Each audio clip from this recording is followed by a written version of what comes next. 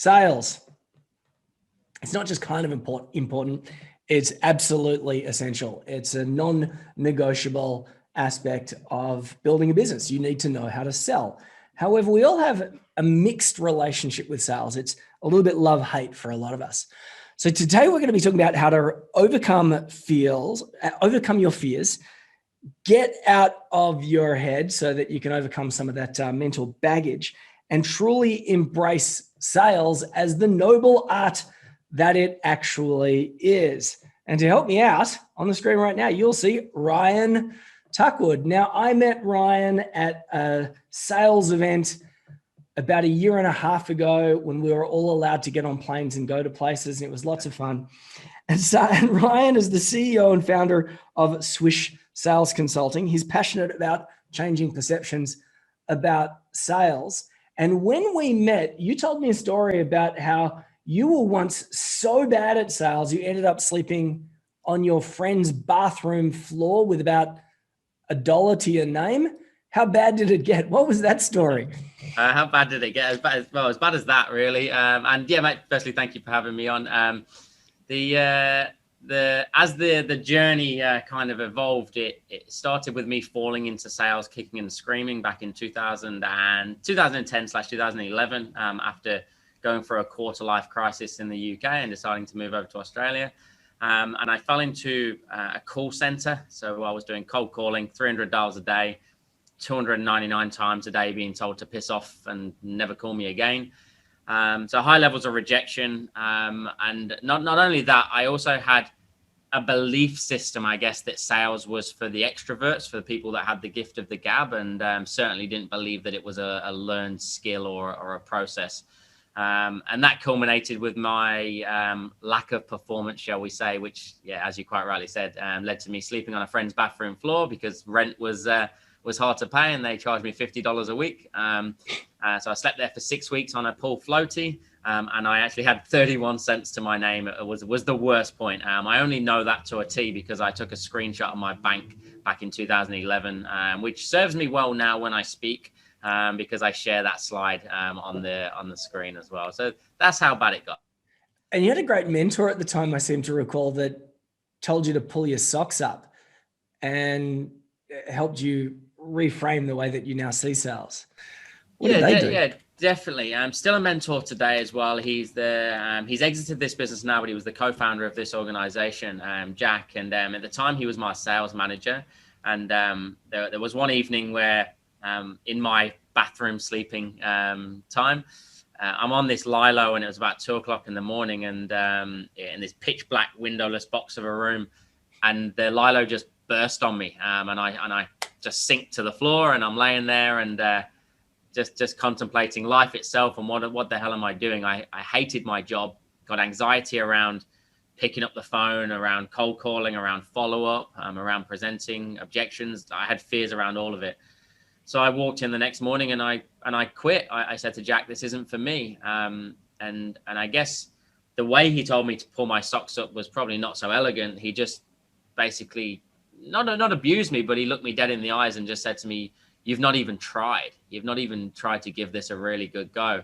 And that was the most pivotal moment in my life because he challenged me that day. And I always say this when I'm delivering training. And everybody's challenge can start today. We know it takes 66 days to form new habits and behaviors. And Jack said to me, I want you for the next 60 days to fanatically obsess over the art and craft of sales, negotiation, body language, emotional intelligence, behavioral science, and things that I'd never heard of before. And he said, if you're still in 60 days, 21st out of 21 people on the sales board, which I was at the time, I was bottom, then I'll pay for your flights, and my girlfriend at the time, Alicia, who's now my wife, I'll pay for you guys to fly wherever you want in the world and start again. So in my head, I just got some free flights. And that's the way I looked at it. And I only started sharing this part recently, that I didn't know I was doing this at the time, but I'm very aware of it now because I've got a much better level of self-awareness. I actually self-sabotaged then. I didn't want it to work.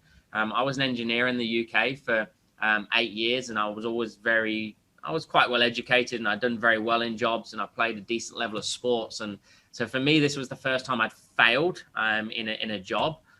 So I I didn't want to be told, right, well, you just don't understand it. You just don't get it. So I actually wanted this to fail. So I was like, all right, screw you. I'll do 15 minutes a day, which is what you've told me to do. I'll watch all these videos of Jim Rohn, Brian Tracy, Ron Willingham, Tom Hopkins, all the old school greats.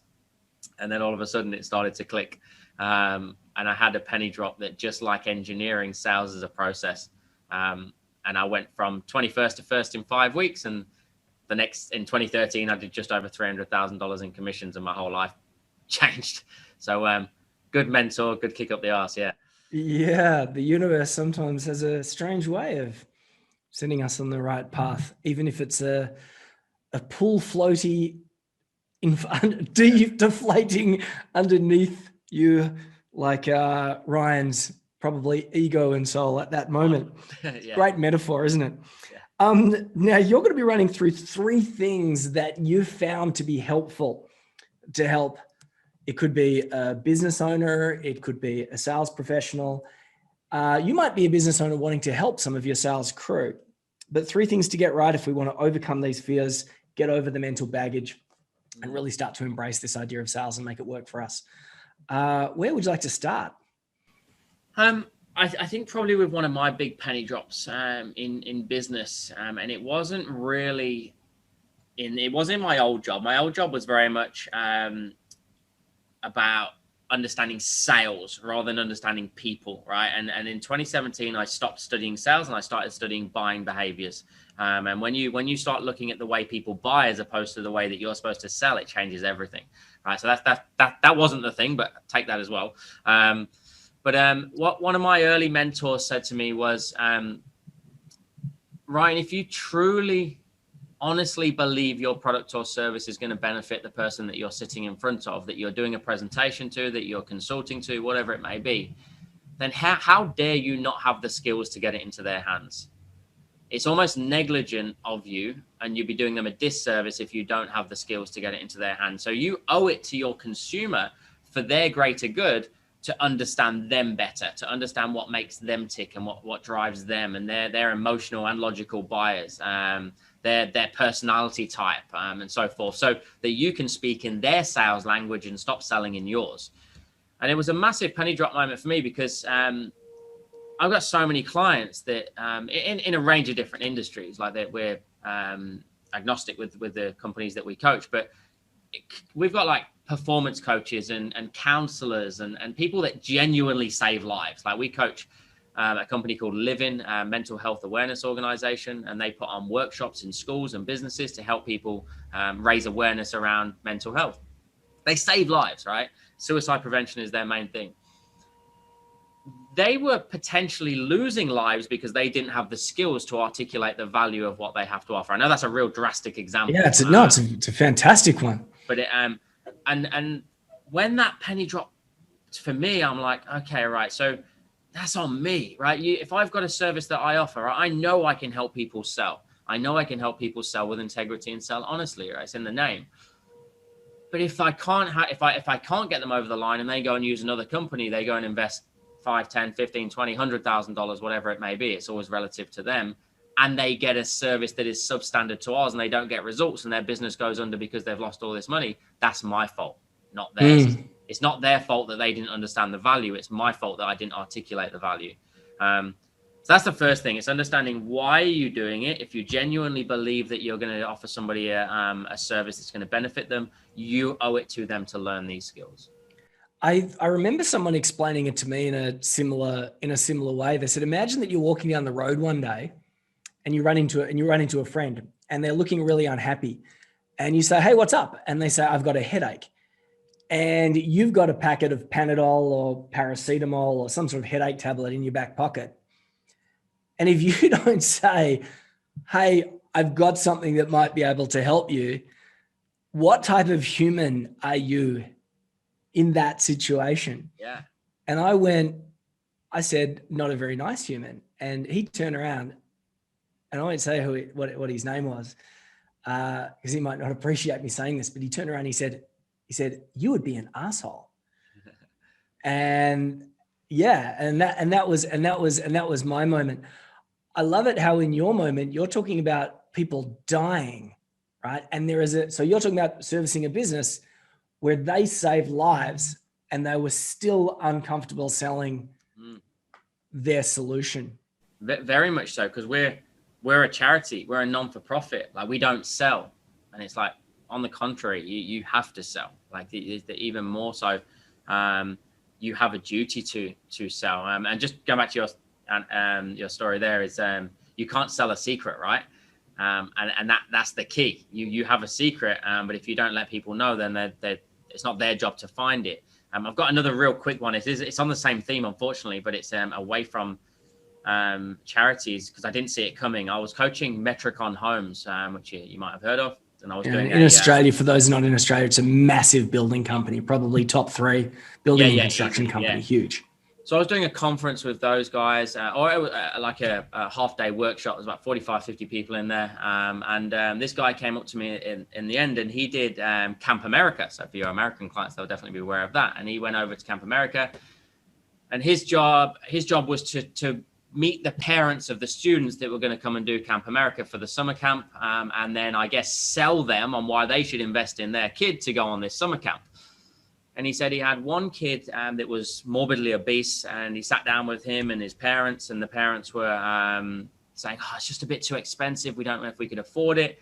Anyway, long story short, and I know this is supposed to be an upbeat event, but the kid ended up committing suicide through bullying of being obese, and we don't know, but the way that the guy explained this to me, and I won't say his name, he said, "Well, Ryan, what you made me realize today was that if I'd have had the skills to communicate the value of the price point so that the parents would have paid, maybe he joins the summer camp, maybe you lose a bit of weight, maybe he gets a different social scene, and maybe that doesn't happen." I'm like, yeah, maybe. But you can't beat yourself up, but it is a really, really good example again of why this is, for me, the most noble trait you'll ever acquire. And you tell that story and I go, ouch. And often we hear those stories as well too, and we think, oh yeah, but that's different to us because they are talking about life and death situations. In our own way, if we're offering something that's making the lives of our customers and clients that little bit better, we can indeed be the turning point. We can indeed be the pivot.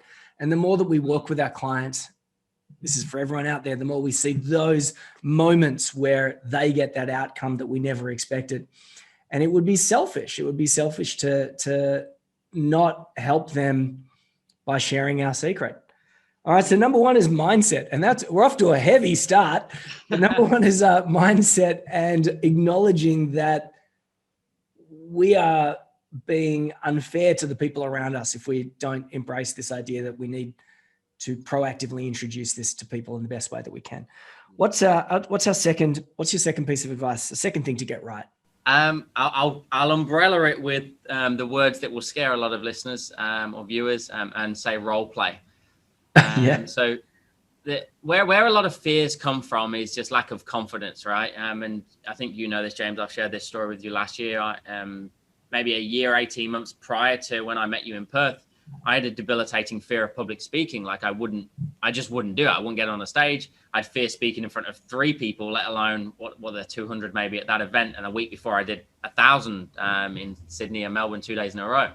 And what I realized was the confidence, if you reverse it, confidence comes from competence, and competence comes from repetition and familiarity. So for me, everything starts with role play, right? You got to, we talk about communicating the value that you have to offer. You got to practice that. You got to practice what are our features, what are our benefits. You got to learn to preempt the objections that you're going to get, preempt the limiting beliefs that people are going to have around the product or service that you offer, why they won't do business with you. So my simple 4-step process is just this: that repetition breeds familiarity, familiarity breeds competence, and competence breeds confidence. You cannot get to confidence until you repeat things over and over. So we role play 4 times a day here, every 2.5 hours, because we know it takes 2.5 hours to get information or decay. So after every single break, we will do 2 to 3 minutes, maximum 2 to 3 minutes of role play of a certain interaction with a client. Now, that could be our receptionist dealing with an inbound phone call. It might be somebody dealing with a disgruntled customer. It might be sales, outbound cold call, beating a gatekeeper. But it's 2 to 3 minutes, role play, repetition, familiarity, competence, confidence. That's amazing. And you do that twice a day? 4 times a day. 4 times a day? Yeah. And everybody just gets up and walks to the boardroom, or just stands up in their tables? Just where they are. So we've got an open collaborative workspace, which might have to be adapted soon because we've got some more sales guys coming in. So marketing, video, HR, admin, they're all there. They're all part of it, because for me, every single person is in sales. Somebody could be on the front. Nobody walks in these days, to be fair, with COVID. But if my videographer's out there on reception and then a potential sales lead walks through the door, which used to happen, then he's got to be on point, right? He's got to know what to say and how to direct traffic. He can't just be that awkward first impression. So everybody is in sales and everybody needs to know how to communicate the message. So what's a really easy thing for people to role play with to get started on this particular idea? Is there a particular scenario that you get people started in, or just a common one that jumps off the top of your head? Easiest one is what do you guys do, or what differentiates you from your competition? So understand what your unique selling point is, or your points of difference are, and just get used to answering that question. So I go through a 5-step process to our elevator pitch, and I know that's an overused phrase, and but I still think it's everybody knows what it is. Essential, right? So ours is broken down into the acronym PITCH, which is promote your name, your title, and your company. The I is to identify who you help. So be very, very clear on your target market. The T is tell them the problem you solve. So what are the 3 core problems that you're solving for your target market? The C is clarify why you do it. So why did you join this organization? Or if you're a business owner, why did you start the business in the first place? You've heard my why. I went through this journey. I realized there must be more people like me out there that were struggling when they didn't need to be. And we wanted to solve that. And then the H is to hook them with the best bit, which is your point of difference. So what is the best thing about doing business with you as opposed to your competition, without bagging your competition? So you can practice that, your elevator pitch, that's 60 seconds. And then you can break it down into 5 segments and then just practice that. Because what's your name, where you're from, and what do you do are going to be the 3 main, the most common questions you're going to get asked in your whole life. Yeah. And it's a great place to start. You're at a networking event, someone comes over you. What do you do? Oh, I'm a consultant and engineer. And then they go, oh, that must be nice, which is code for, well, that must be interesting, which is code for that's not interesting. Yeah. But here's who I am. Here's my target audience. Here's the problem that they have. Here's how I fix it. And rock and roll. On top of that, we also say that training in any fashion, so not just sales training, but training isn't something that you did, it's something that you do. The same as health and fitness, right? You don't just eat great for a week and then you're healthy. So I love an acronym. So we've got another one for GROW, which is consume great content with this proven. So make sure you research your mentors and your coaches. The R is repetition, which we just spoke about. So make sure that you're doing it consistently. The O is ongoing accountability. I've done lots of studies into accountability, and it's proven that as individuals, innately, we're not very good at holding ourselves accountable. So we need to find somebody that can do that, and whether that be a coach, a mentor, or just a colleague that will go, hey, it's time for role play in the mornings. And then the W stands for weekly. It says weekly role play. The only reason it's weekly role play is because I would have put daily role play, but GROD isn't a word and GROW is. So I always say it's weekly role play, but it's actually daily role play. Yeah. And as well too, when you introduce people, something to new people for the first time, you can't ask for too much too soon. Yes. You've got to take them on a journey. They do the weekly. This is not so frightening. Hey, we should do this daily. And then it can go from there. Well, I always say, as an upbeat to the start of this conversation, I've never had anybody die during role play. Yeah, not yet. Anyway, it's yeah. It's so number 1, 3 things to get right. There's the first piece was really about your why, knowing why it is that you do what you do, so that you can get over this fear, so that you can stop being selfish. Number 2, there was a 4-step process. Began with repetition and it ended with confidence. Did I get that right? Correct. Yeah. All right. Number 3, what's the third thing that we should get right?